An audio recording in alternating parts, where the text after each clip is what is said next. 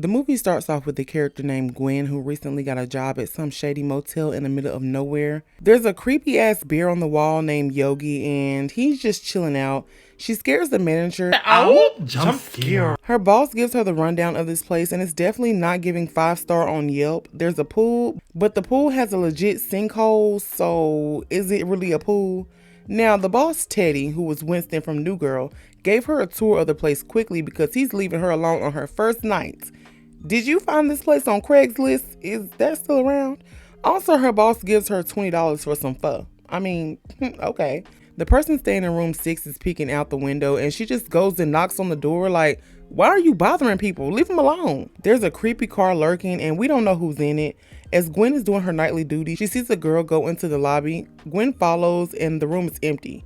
Well, that means it's time to go. After some time at the front desk, Gwen gets a call from room 13, but room 13's keys are hanging up behind her. She says hello and someone or something starts laughing like a creep. Did I say it was time to go? This prompts Gwen to run outside with a butcher knife. She goes into room 13 to check it out and it's completely empty, but while she's in the room, she checks the phone to see if it's broken. As if we aren't creeped out enough, she gets another phone call and it says it's from the front desk. She gets scared shitless by some dead girl who whispers, It's for you.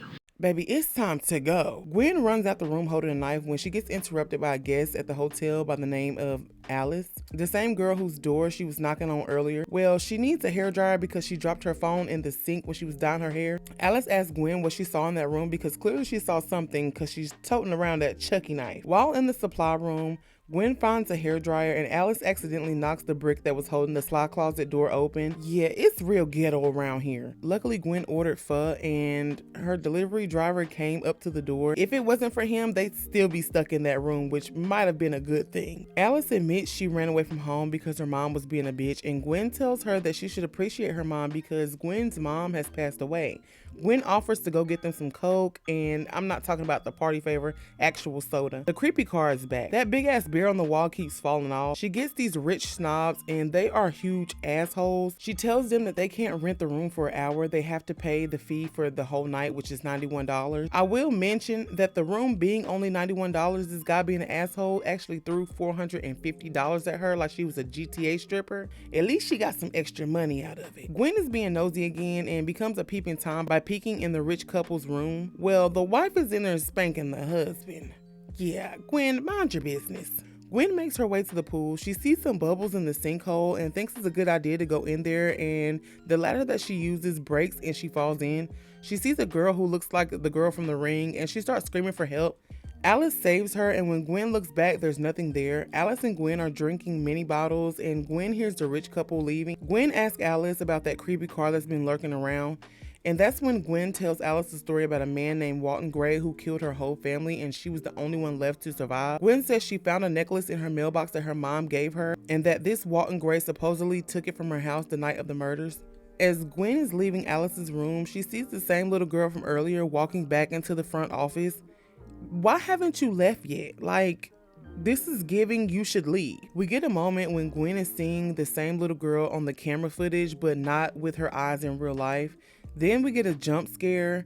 Gwen gets so scared that she runs into the manager's office and locks herself in. She calls Winston from New Girl and she accuses him of not telling her that the hotel was haunted. He says that it's not haunted, but she don't believe him. She actually tells him that this is her last shift because she's quitting. During all this mess, she gets another customer and he's giving real shady, real creepy. As if he wasn't creepy enough, she really follows him to the room and gives him a tour of this shithole like, girl. Now this is when shit gets real. He shuts the door and locks her in and asks her name. She is smart in giving him the room that she had earlier where she left some scissors on the sink. As he's looking out the window, when he turns around, he has scissors in his face because Gwen is about to get his ass. Now Gwen ends up poking the man in his neck with these scissors. She thinks he's Walton Gray, but turns out his name is Raymond Bailey. He's her doctor. Gwen is crazy. Psycho. She escaped from a psychiatric facility 2 nights ago.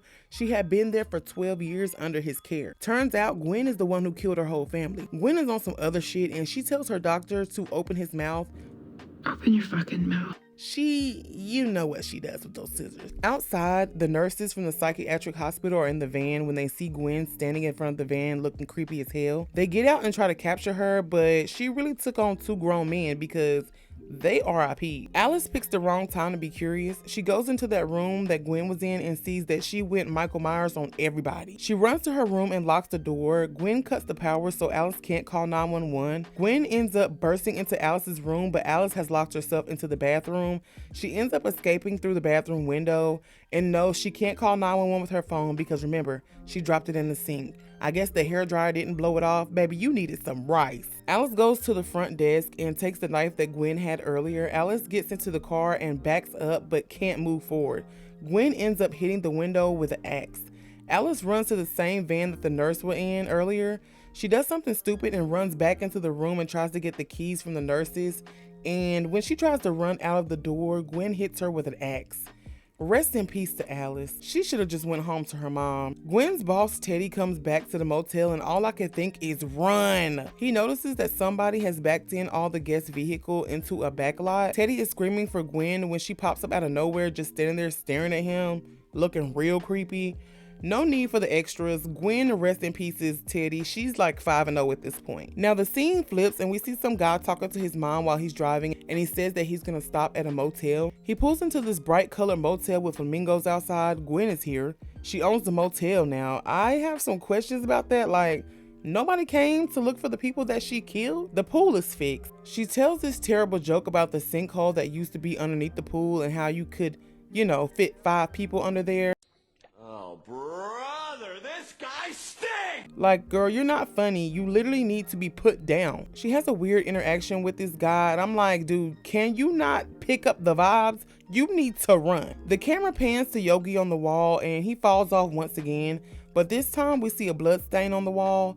This is the end of the movie. Now, my rating for this movie would have to be a 6 out of 10. It definitely had me thinking this place was haunted. I even thought Alice was being imagined by Gwen at one point. Let me know what you guys think about this movie. Have you seen it? Let's talk about it in the comments below. It's your girl, Letty, and we'll be back quicker than you can say abracadabra.